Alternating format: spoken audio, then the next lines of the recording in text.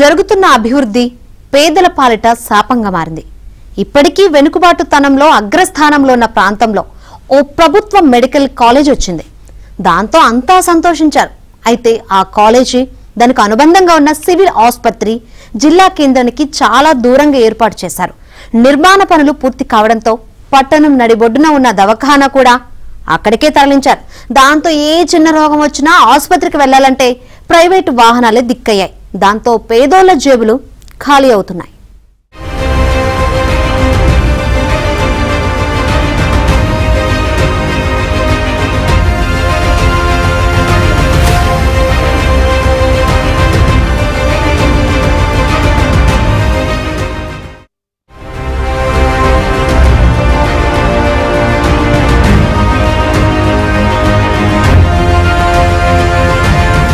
ప్రభుత్వ medical college వచ్చిందని సంతోషించే లోపే అది ఎంతోసేపు నిలవలేదు.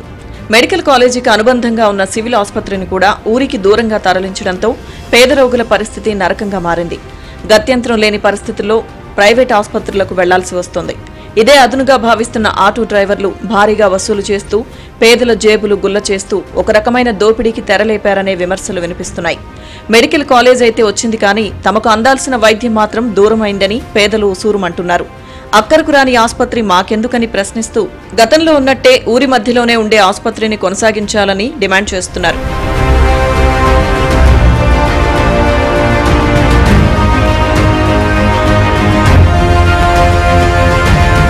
నారాయణపేట జిల్లాలో నూతనంగా నిర్మితమైన మెడికల్ కాలేజ్ సివిల్ ఆసుపత్రిపై జనం ప్రతిపక్షాలు ఆగ్రహం వ్యక్తం చేస్తున్నారు.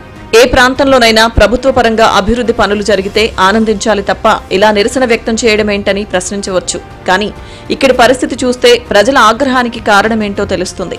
ఈ నూతన భవన సముదాయాలు జిల్లా కేంద్రానికి చాలా దూరంలో నిర్మించడమే దీనికి ప్రధాన కారణం.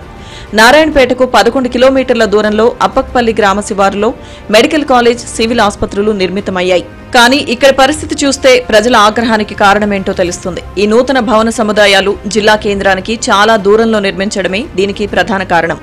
నారాయణపేటకు 11 కిలోమీటర్ల దూరంలో అప్పక్పల్లి గ్రామ శివారులో మెడికల్ కాలేజ్ సివిల్ ఆసుపత్రులు నిర్మితమయ్యాయి. నిర్మాణ పనులు పూర్తి కావడంతో పాటు జిల్లా కేంద్రంలోని ఆసుపత్రి శిథిలావస్థకు చేరడంతో సివిల్ ఆసుపత్రిని కూడా అక్కడికే మార్చాల్సి వచ్చింది.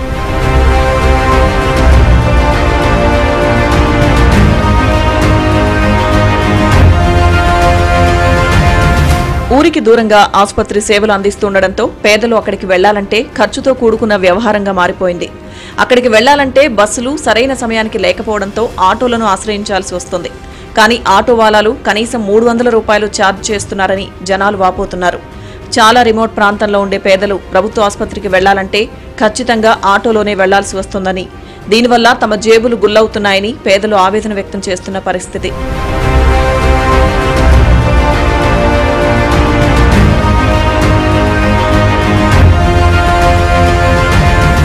ఏదైనా ప్రాంతం అభివృద్ధి చెందాలంటే వైద్యం, విద్య, రవాణా సదుపాయం అనివార్యం.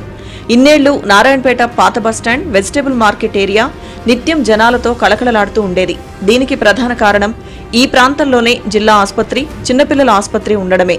ఇటీవల నారాయణపేట జిల్లా ఆసుపత్రి, చిన్నపిల్లల ఆసుపత్రిని అప్పక్పల్లి వద్ద గల మెడికల్ కాలేజీలోకి మార్పు చేయడం వల్ల పాత బస్టాండ్, మార్కెట్ ఏరియా పూర్తిగా బోసిపోయింది. గ్రామీణ ప్రాంత ప్రజలు వైద్యంతో పాటు ఇతర పనుల కోసం రాకపోకలు సాగిస్తూ ఉంటారు. ఆసుపత్రుల మార్పుతో పేదలకు మరింత ఖర్చు పెరగడంతో పాటు వ్యాపారులకు సైతం తమ వ్యాపారం సాగని దుస్థితి నెలకొంది.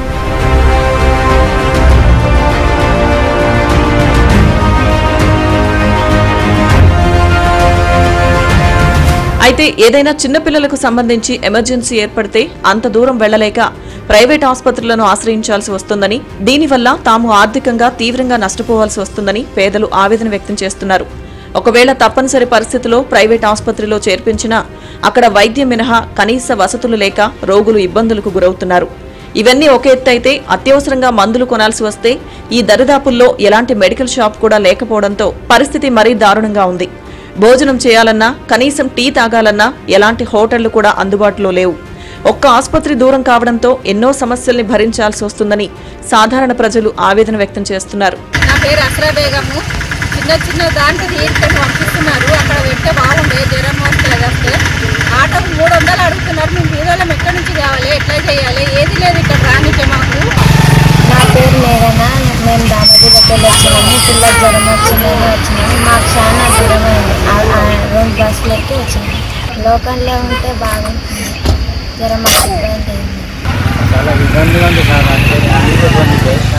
దాదాపు చాలా మాకు ఇబ్బంది పడుతుంది. అది చలిచడానికి ఆ నుంచి రావాలంటే 300 రూపాయలు అవుతుంది ఖర్చు.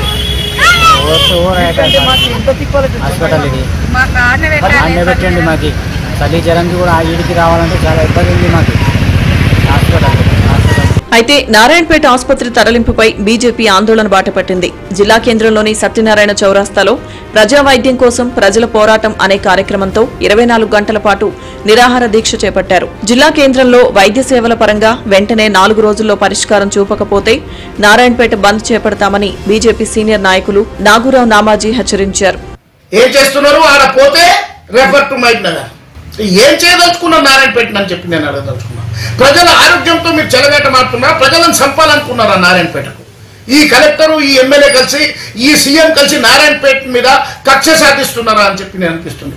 అరే మొన్న మామూలు ఏపు దెబ్బ తాకితే ఆడ పోవాలంటే 300 రూపాయలు అటుకు ఇచ్చిపోవాలి. ఆడపోతే మంచి నీళ్లు లేవు, టిఫిన్ చేద్దామంటే టిఫిన్ లేవు. 31 డిపార్ట్మెంట్ ఉండాలాడ. మేము వ్యతిరేకిస్తలేం. కానీ ఈ హాస్పిటల్ని షిఫ్ట్ చేసే ముందు కామన్ సెన్స్ బుర్ర ఉండాలి కదా. ఆల్టర్నేటివ్ ఇక్కడ అరేంజ్మెంట్ చేయాలి కదా. ఆల్టర్నేటివ్ అరేంజ్మెంట్ చేయకుండా, ఇక్కడ ఎలాంటి సౌకర్యం చేయకుండా మామూలు పల్లెటూరులో పోతే ఈరోజు ఏమైనా రోగం వస్తే పడితే గోళీలు ఇచ్చే పరిస్థితి ఉండదు. ఈరోజు నారాయణపేటలో ఆ పరిస్థితి లేకపోవడం మేము పుట్టిన నారాయణపేటలో చాలా బాధ అనిపిస్తున్నది. ఇదిలా ఉంటే నూతన ఆసుపత్రిలో అన్ని సౌకర్యాలను ఏర్పాటు చేస్తున్నామని, ఖరీదైన మందులు కూడా అందుబాటులో ఉన్నాయని, ఎలాంటి మందులు కావాలన్నా సమకూరుస్తున్నామని medical college principal Ram Kishan వెల్లడించారు. మరోవైపు ప్రజల ఆరోగ్యం దృష్ట్యా, భద్రత దృష్ట్యా మెడికల్ కాలేజ్లోకి మార్పు చేశామని ఎమ్మెల్యే పర్ణికారెడ్డి చెప్పారు. పట్టణానికి దూరంగా జిల్లా ప్రభుత్వ ఆసుపత్రి నిర్మాణం గత పాలకుల నిర్ణయమని, తప్పని పరిస్థితిలో ప్రభుత్వ హాస్పిటల్ను తరలించామన్నారు. ప్రజల ఆరోగ్యంపై రాజకీయాలకు అతీతంగా ప్రతిపక్షాలు సలహాలు, సూచనలు ఇస్తే స్వీకరిస్తామని ఎమ్మెల్యే చెప్పారు. మరోవైపు ప్రస్తుతం పట్టణంలో ఉన్న ప్రభుత్వ ఆసుపత్రి భవన సముదాయంలో కొన్ని వైద్య సేవలు అందించేందుకు ఆలోచన చేస్తున్నామని వివరించారు. Narayanpet general hospital vegetable market ఎదురుగా ఉన్నది. గత కొద్ది సంవత్సరాలుగా శిథిలావస్థకు చేరుకొని ప్రమాదంగా ఉందనే ఉద్దేశంతో ఇంజనీర్స్ బృందం సూచించిన మేరకు రాష్ట్ర జిల్లా అధికారుల నిర్ణయం మేరకు ఈరోజు అప్పపల్లి ప్రాంతంలో ఉన్నటువంటి నూతన భవనంలోకి మార్చడం జరిగింది.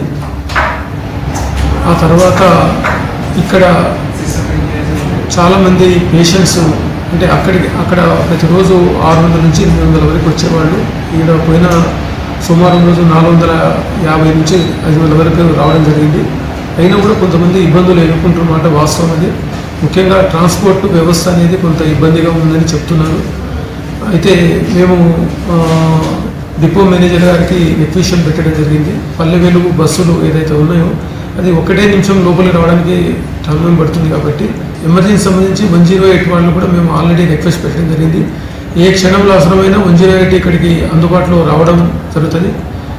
ఇది కాకుండా ఒకవేళ ఇక్కడ పేషెంట్స్కి ఇబ్బంది పడి ఏదైనా హయ్యర్ సెంటర్స్కి వెళ్లాల్సిన అవసరం ఏర్పడితే కూడా హాస్పిటల్ తరపున మేమే అంబులెన్స్ నుంచి పంపడానికి తగిన ఏర్పాట్లు చేయడం జరిగింది. ఒకవేళ మేము షిఫ్ట్ చేయకుండా అక్కడనే నడిపి ఏదైనా అనుకోని సంఘటన అయితే అది మళ్ళీ మా మీద వేస్తారు.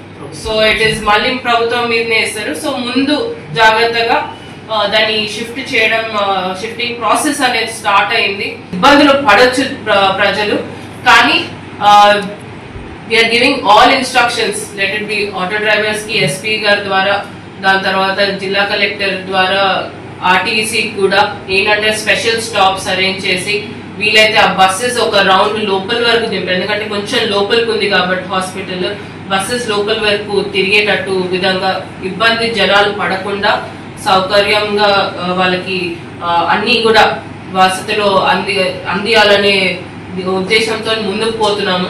ఏది ఏమైనా జనాలకు అందుబాటులో వైద్యం ఉండేలా చర్యలు తీసుకుంటే సామాన్యులకు, పేదలకు ఉపయోగకరంగా ఉంటుంది. లేదంటే పేదలు వ్యయ ప్రయాసలకు గురి కావాల్సి వస్తుందని జనం అభిప్రాయపడుతున్నారు.